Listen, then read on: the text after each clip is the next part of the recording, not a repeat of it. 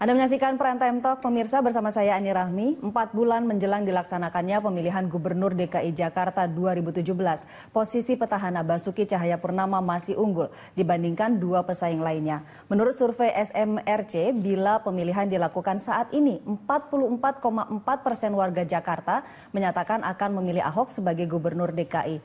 Meski demikian, elektabilitas Agus Yudhoyono dan Anies Baswedan kian kompetitif. Saat ini, para pasangan calon masih memiliki cukup waktu melakukan sosialisasi kepada masyarakat, menyampaikan program-program unggulan dalam mengatasi berbagai persoalan yang dihadapi ibu kota. Langkah-langkah apa saja yang harus dilakukan para pasangan calon dalam beberapa bulan ke depan? Tantangan-tantangan apa saja yang dihadapi? Untuk membahasnya telah hadir bersama kami di studio tim kampanye Ahok Jarot, Jerry Sambuaga, juga tim dari Anies Sandi Anggawira, dan tim dari Agus Silvi Rahlan Nasidik. Selamat malam Bapak-Bapak. Malam. Mas Jerry, Mas Angga, dan juga Mas Raslan. Terima kasih sudah hadir di Berita Satu TV. Kita diskusinya akan cukup menarik nih malam hari ini. Dan pemirsa, sebelum kita mulai perbincangan pada malam hari ini, saya akan mempersilakan rekan saya Carlos Michael untuk memaparkan hasil survei dari SMRC. Silakan Carlos.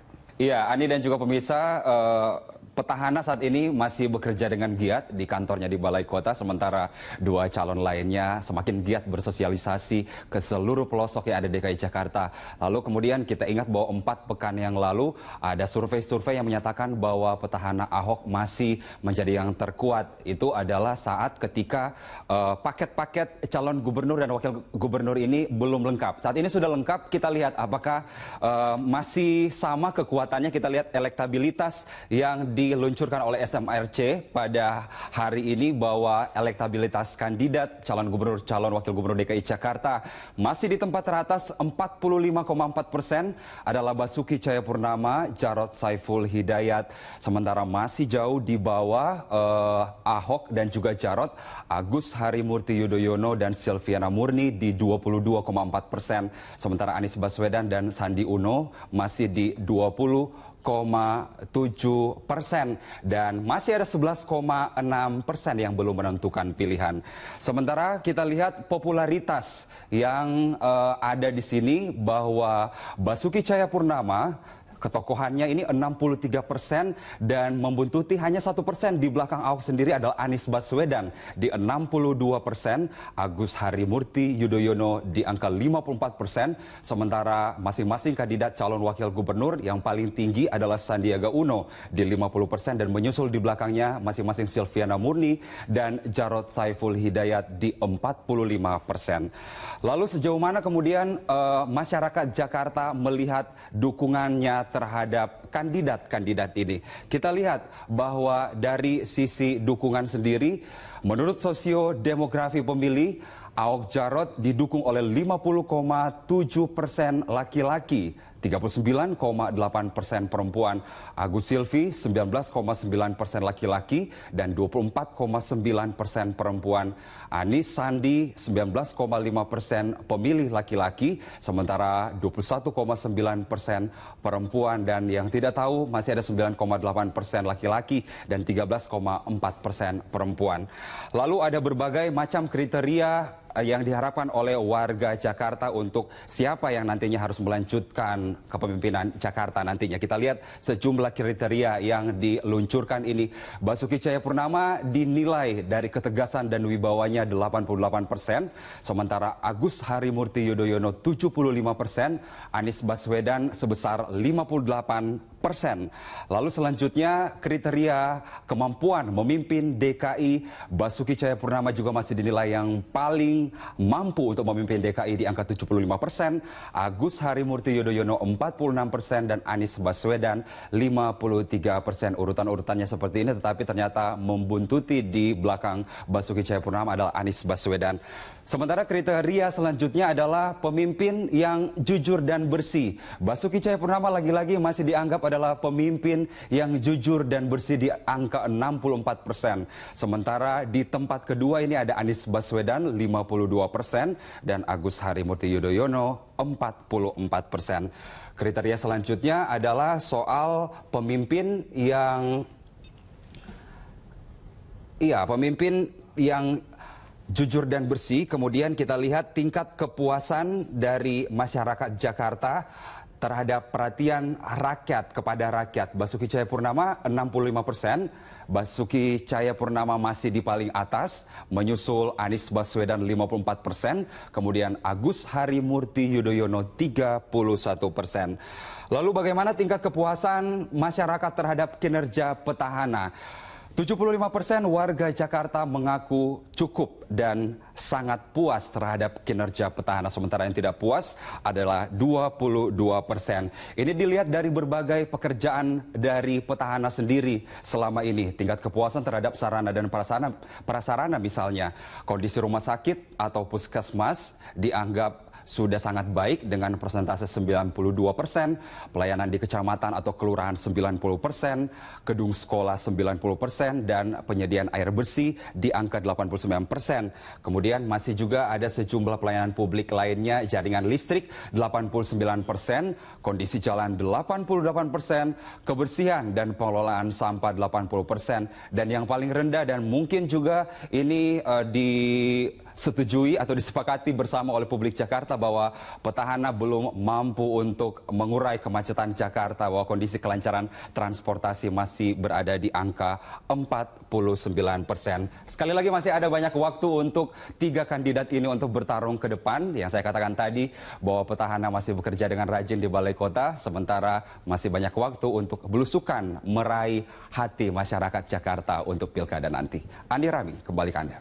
Baik Carlos, terima kasih banyak. Dan pemirsa, kita akan mulai perbincangan kita. Singkat saja sebelum saya jeda ke Mas Angga, percaya dengan hasil survei SMRC ini? Ragu-ragu ya. Alasannya?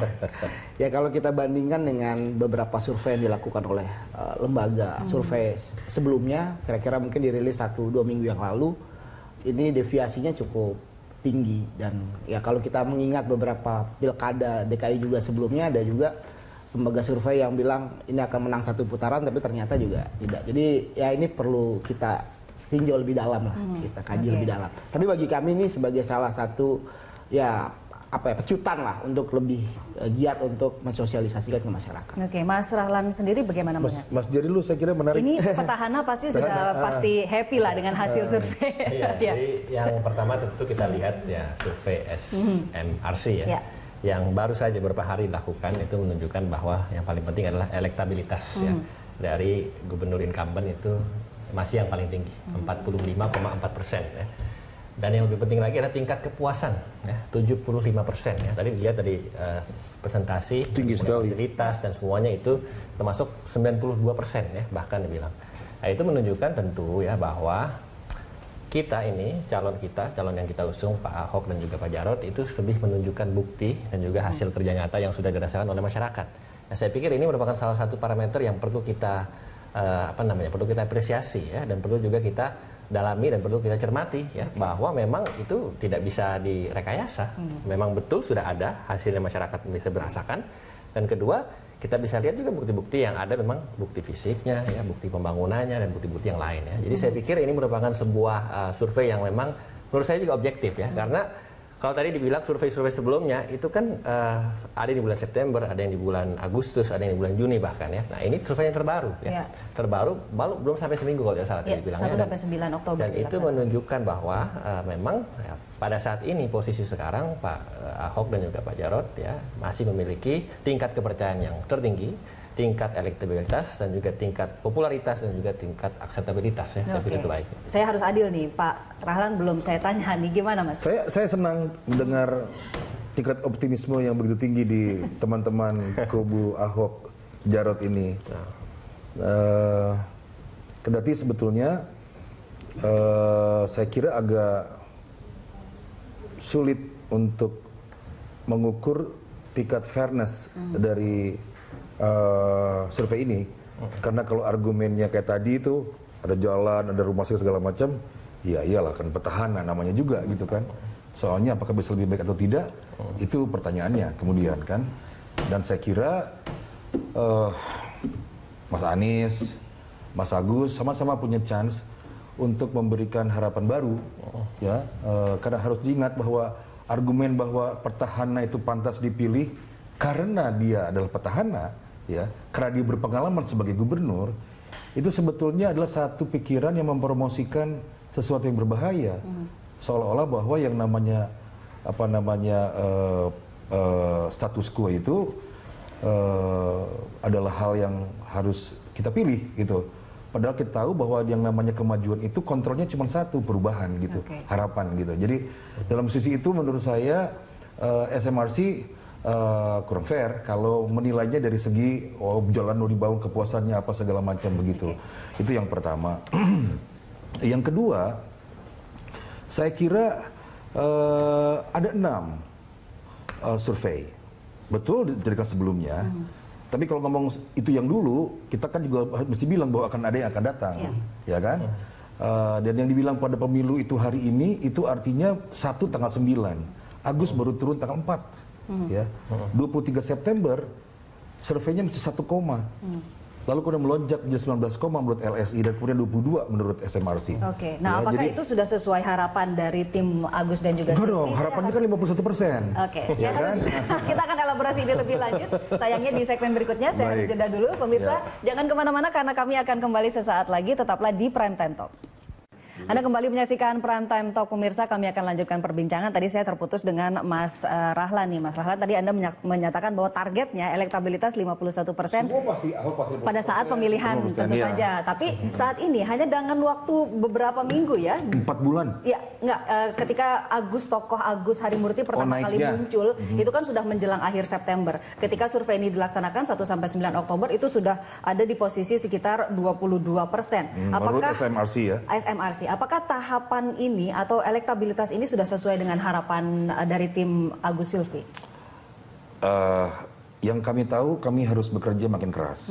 Ya, ada berita menggembirakan bahwa menurut SMRC sekali lagi kami dapat 22 sekian persen. Ya. Tetapi itu kan masih jauh dari petahana, begitu. Jadi kesimpulannya cuma satu kalau buat saya, optimis. Dan bekerja makin keras untuk itu. Saya mungkin menanggapi tadi ya. Tadi yang Mas Rahlan bilang bahwa survei dari SMRC ya, tadi dibilang agak sedikit meragukan ya. Tadi sempat di awal dibilang gitu ya. Ya memang tadi seperti Mas Rahlan bilang sendiri. Saya nggak bilang meragukan, saya mempertanyakan. Sebelumnya survei ya, itu kan ada banyak. Kita belum tahu juga survei ke depan apakah itu memang petahana akan memiliki nilai yang sama atau mungkin naik atau mungkin turun ya. Tapi justru mungkin bagi saya, tadi melihat survei yang dipresentasikan oleh SMRC ini, mungkin bagus juga untuk tim Agus ya. Karena apa? Karena di situ juga naik kan, di situ kan, nilainya kan dari 22,4% ya, nomor 2 ya. Tapi tadi juga menanggapi untuk yang dibilang mengenai kepuasan ya, tadi Mas Rahlan bilang mengenai fasilitas-fasilitas yang sudah dibangun ya. Terus juga mengenai momentum itu bagaimana ada perubahan ya. Nah, tadi dibilang katanya status quo ya. Kalau kita bicara status quo artinya kita tadi Mas Rahlan bilang kalau kita hanya memilih karena incumbent ya. Karena status quo itu tidak tepat gitu. Menurut saya begini, lebih bagus kita lihat apa yang sudah berhasil ya, ketimbang kita mau berubah tapi belum tentu perubahan yang lebih baik begitu. Dan sebetulnya juga di survei ini juga banyak faktor-faktor lain yang ditanyakan kenapa memilih calon gubernur tertentu. Tapi saya saya berkomentar terhadap apa yang disampaikan di berita 1 ya kan, soal gedung, soal rumah sakit segala macam. Ya kalau bukan gubernur gimana bisa bikin gitu loh poin saya gitu. Saya akan menanyakan ke Mas Angga ini, mengingat hasil ini agak sedikit berbeda dengan survei-survei sebelumnya di mana popularitas Mas Anies dan juga Sandi biasanya ada di posisi kedua. Kali ini tersalip oleh sosok Agus Silvi. Bahkan ketika head to head menurut SMRC pun 37% memilih Agus Silvi, sementara 34% hanya memilih Anies Sandi ketika head to head antara Agus dan Anies. Bagaimana Anda melihatnya? Seperti saya sampaikan sebelum itu nggak ada problem juga buat kita karena kan dalam berbagai survei belum ada yang 50% plus 1 juga. Artinya kan ini persaingan 4 bulan ke depan juga itu masih sangat ketat. Tapi sekali lagi saya ingin mengkritisi soal data gitu kan. Nah, pertama lembaga apa sih yang kita bisa percaya di negara ini? Tentunya kan kalau kita mau merujuk ini kan Badan Pusat Statistik kan. Kalau ditanya tadi prestasi Ahok menurut SMRC, tapi kalau menurut BPS ini nggak ada prestasi sama sekali. Basuki dan Jarot ini, karena kalau kita lihat tingkat pengangguran di DKI ini tingkat kemiskinan pengangguran di DKI ini terbesar di Indonesia, 8,36%. jumlah penduduk miskin meningkat 9,83%. BPS tuh. BPS. Ini kita bicara BPS. Indeks keparahan kemiskinan meningkat 0,7%. Oke, artinya memang masih banyak pekerjaan dan rumah tingkat yang kesenjangan harus sosial dilakukan di DKI sosial Jakarta kita meningkat dari 0,39 ke 0, Gini rasio kita ke 0,43. Jadi kalau kita boleh fair, menurut Badan Pusat Statistik yaitu lembaga negara tidak ada peningkatan apa-apa. Oke, secara internal sendiri apakah tim Anies Sandi sudah melaksanakan survei-survei? Oh ya, sudah melaksanakan survei dan Mas Sandi sudah turun ke lapangan sudah hampir 10 bulan. Yang kita serap memang problem pertama adalah kestabilitas bahan pokok. Ini harganya gejolaknya sangat tinggi dan ini pemerintah daerah kita anggap gagal mengendalikan harga-harga bahannya. Pengangguran terbuka, tertutup ini sangat terjadi. Ini saya rasa poin tersebut, dan yang paling parah menurut saya adalah kegagalan dari Pak Basuki dan Pak Jarod mengelola APBD. Penyerapannya hanya sekitar 53,39%. Jadi ini ada mismanagement pengelolaan negara. Jadi saya rasa hal-hal fakta-fakta ini yang saya rasa harus diungkapkan oleh Mas Agus, oleh tim kami dan juga oleh Hasil. Jangan bersembunyi di MMC gitu loh. Ini fakta-fakta yang ada. Silakan Mas Geri. Kalau kita bicara data, tadi dibilang ya oleh Mas Angga bahwa itu ada data BPS. Ya, pertama kita lihat tuh tahun berapa. Ya. Kedua kita lihat bahwa juga ada data Pemprov DKI. Kita juga mesti sandingkan juga secara proporsional dan objektif ya. Kalau kita lihat, saya kebetulan bawa data-datanya yang saya print out dan itu terbuka dan open sources ya. Kalau kita lihat dari pertama nih ya, kita mulai dari anggaran pendidikan.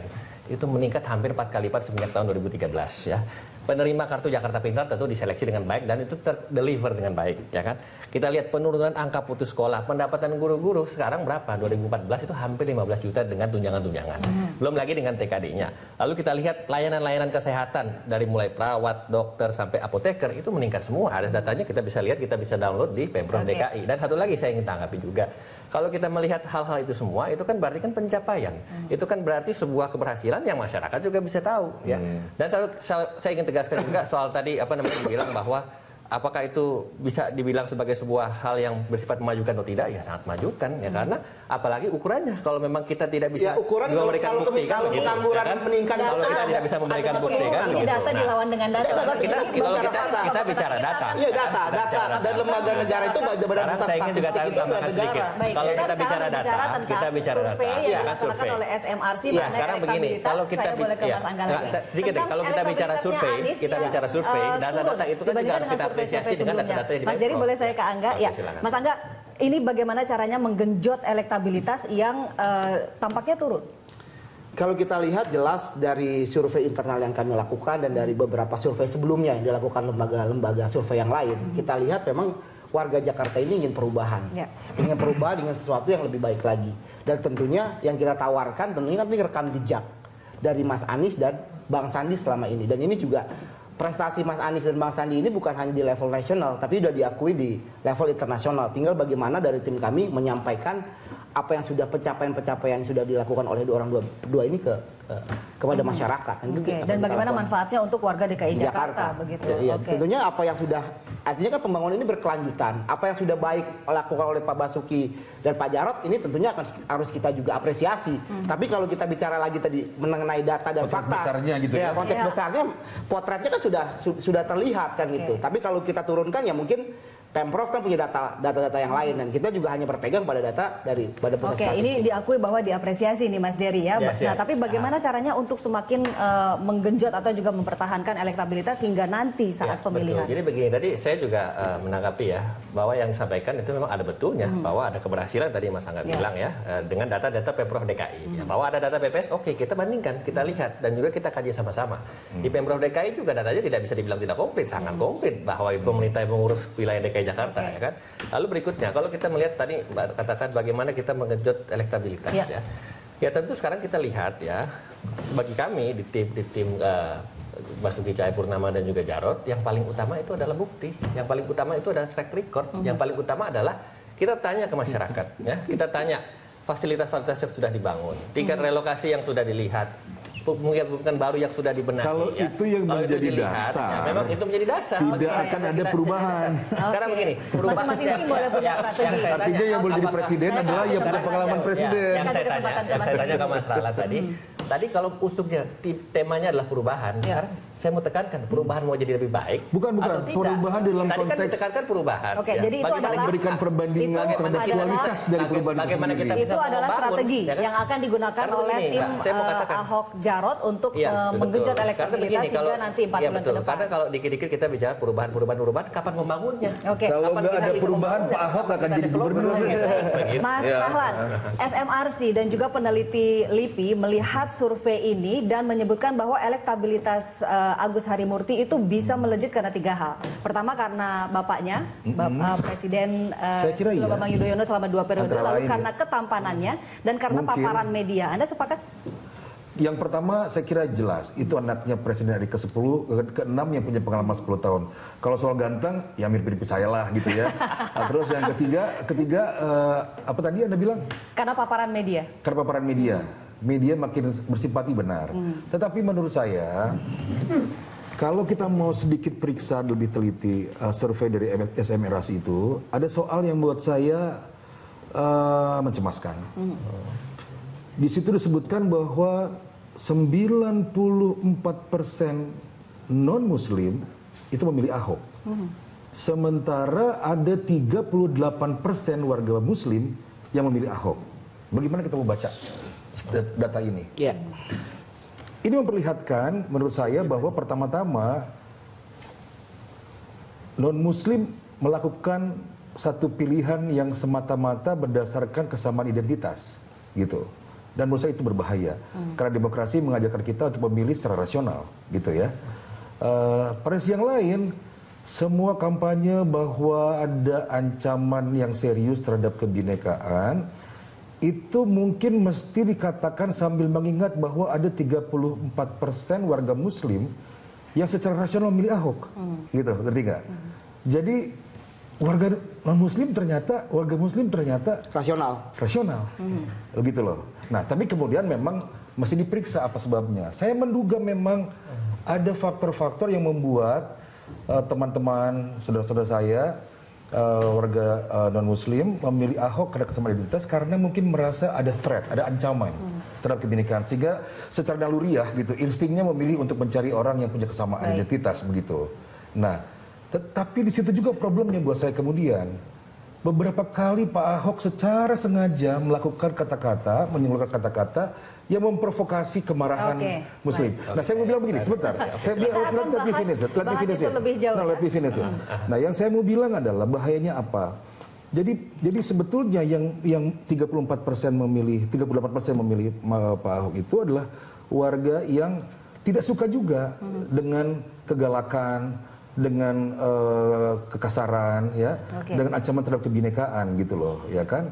Nah, itulah ya jumlah paling besar, sumbangan terbesar terhadap Pak Ahok dalam suratnya itu datang dari 38% warga Muslim, gitu, dibanding 94% warga non Muslim. Yang saya mau katakan adalah, apakah itu alasannya? Kenapa Pak Ahok kok bicaranya memprovokasi seolah-olah ada kebinekaan sehingga orang takut, gitu loh. 38% loh yang memilih. Saya harus gitu jeda dulu. Saya harus jeda dulu. Kita akan lanjutkan. Jangan-jangan itu teknik memang sengaja untuk memancing semakin rapat. Lagi-lagi akan berbasis pada data yang didapat oleh SMRC. Pemirsa, jangan kemana-mana. Prime Time Talk akan kembali. Pemirsa, Anda kembali menyaksikan Prime Time Talk, dan di segmen ini kami mengundang Anda untuk bisa berpartisipasi dalam dialog kami pada malam hari ini, dan saya akan menyapa Bapak Yanto dari Bandung yang sudah terhubung bersama kami. Pak Yanto, selamat malam. Silakan Pak Yanto. Selamat malam. Ya. Selamat malam Pak Yanto. Ya, selamat malam. Ya, silakan Pak. Ya, saya dari Bandung, mau komen aja. Walau saya dari Bandung ya, tapi saya melihat menerima juga di Jakarta itu, selain ada informasi dari media tentunya, dari teman-teman saudara-saudara di sana. Jadi bahwa bolehlah ya semua orang bersaing untuk pilkada ini. Tapi tolonglah seperti Bung Rahlan itu, Anda itu ya jangan sampai bawa-bawa segala macam Muslim non-Muslim. Anda seolah-olah itu jadi memanas-manasi ya. Jangan bawa seperti itu. Anda kan sedang berwawancara di TV. Jangan seperti itulah. Oleh di internal Anda boleh sampaikan itu. Semakin Anda melakukan hal itu terhadap Ahok, percayalah Ahok makin tinggi nantinya. Itu Baik Pak Yanto. Ngerti maksud saya? Pak Itu Yanto, poinnya. baik, terima kasih. Kami sudah menangkap maksud Anda. Ini saya mengundang penelpon kedua. Ada penelpon juga dari Jakarta, Pak Slamet. Selamat malam Pak Slamet. Pak Suharman. Ya, silakan Pak. Halo, Ya, silakan Pak Selamat. Pak Suharman saya. Siapa? Pak Suharman. Oh, Pak Parman, silakan Pak. Mohon Ya, maaf. Ini saya melihat dari, saya mau menanggapi Pak Nasidik ya, dari Demokrat itu ya. Pak Nasidik ya. Ya, Demokrat, Pak Rahlan di sini. Demokrat.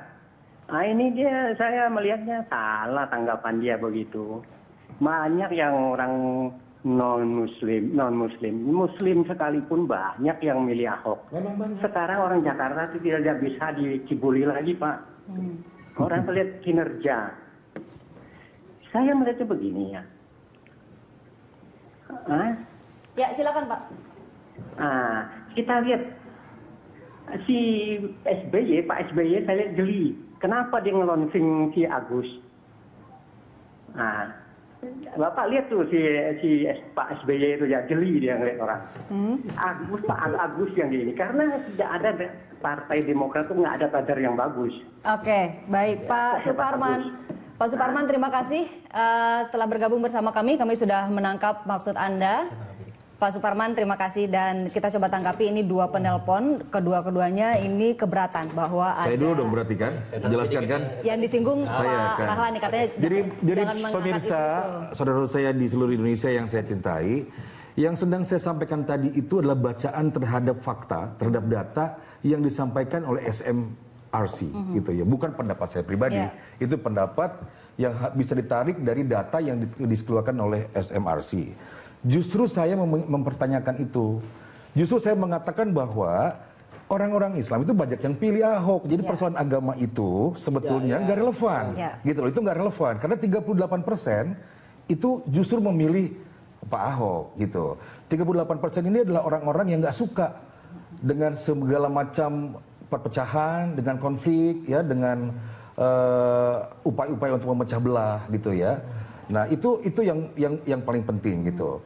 Nah, yang saya pertanyakan adalah kemudian bagaimana menjelaskan hal ini dengan justru pernyataan-pernyataan Pak Ahok yang justru menimbulkan kegaduhan pada publik. Oke, sekarang sebentar. Ya. Apakah tujuannya karena Pak Ahok tahu nih pasarnya di sini, dia bikin aja gitu provokasi yang bikin keras, usul ada kerusuhan soal kebinekaan terancam segala macam sehingga membuat yang 38% ini yang Islam yang baik, yang pro kebinekaan seperti saya ini gitu, makin mendekat kepada Pak Ahok. Oke, kita tanya langsung ke timnya. Saya mau katakan Kita tanya adalah langsung ke timnya mungkin bagaimana salah, mungkin strateginya. benar, tetapi hal seperti itu membahayakan kebinekaan kita. Oke, ini sebuah peringatan juga untuk tim Jadi begini ya. Ahok Jarot, dan Betul. karena memang Pak Ahok Betul, sifatnya ceplas-ceplos gitu. Apakah ada kita kaitkan ini dengan strategi? Siap. Bagaimana apakah ada strategi khusus menyikapi ceplas-ceplosnya Ahok? Ya, saya tanggapi sedikit aja jadi yang Mas Rahlan katakan. Pertama saya terima kasih ke Pak Yanto ya dari Bandung, juga Pak Suparman dari Jakarta yang merespon tadi ucapan dari Mas Rahlan. Salah paham mereka. Saya ingin katakan begini ya. Tadi Mas Rahlan itu menyikapi hasil survei kan begitu ya kan. Nah, tetapi ya bagi saya dan tim juga kita melihat ya, itu kan hanya demografi saja ya, menyatakan yang agama Islam, agama Kristen pilih sekian, pilih Islam sekian, bukan cuma yang demografi. perempuan bikin sekian, yang laki-laki pilih sekian, yang tingkat pendidikan Bukan cuma perguruan demografi. tinggi pilih Iya, sekian, oke. yang SD pilih sekian. Kita biarkan Itu kan berbicara hanya dulu, Pak memotret ya, hanya menjelaskan kepada kita semua bahwa oke, yang pendidikan tingkat segini itu milih begini, yang tingkat hubungan rumah tangganya misal yang single atau yang menikah pilih ini, yang suku bangsanya ini pilih ini, yang agamanya ini pilih ini. Tapi itu tidak tidak pantas kalau dijadikan tadi dibilang bahwa oh itu strategi, bukan ya, karena di tim Ahok kita tidak pantas melihat hal memang. itu. Jangan dilakukan Kita itu ya. tidak tidak pernah dan tidak Sudah akan. dijelaskan, Kita tidak pernah dan tidak akan. bukan Nah, strateginya. Oh, jadi kalau yang tidak Al-Maida pernah, bukan tidak dong akan. berarti kan? Itu bukan strategi sekali lagi ya. Saya kan tadi Jangan sampai dibilang memang. oleh Mbak tadi kan bahwa ceplas-ceplos ya. Justru itu yang kita tampilkan kepada publik, kepada masyarakat, bahwa Pak Basuki Cahayapurnama ini pertama orangnya itu terus terang, ya kan, Terus terang ceplas-ceplos, atau kasar? bersih, jujur ya, dan juga ingin menampilkan apa adanya, tidak ada pencitraan. Terus terang itu tidak bisa ada polesan, lebih baik ya kan? loh. Artinya Terus terang itu. Artinya ingin dikatakan bahwa Pak Ahok itu mengatakan yang benar ya salah dan tidak mempedulikan popularitas. Jadi tidak akan ada strategi khusus tidak ada terkait strategi, masalah ini. tidak ada pencitraan, karena memang apa Masa yang iya dikatakan sih? oleh Pak Ahok itu sama sekali tidak ada hubungannya dengan tadi yang Mas Rahlan katakan. Oke, Ya, baik. gitu. Mudah-mudahan. Baik, saya harus jeda sekali lagi. Nanti saya juga kasihkan kesempatan ke Mas Angga ya sebentar Amin, lagi. Ya Di pemirsa, tengah-tengah aja. saya harus jeda dulu. Prime Time Talk akan kembali sesaat lagi. Tetaplah bersama kami.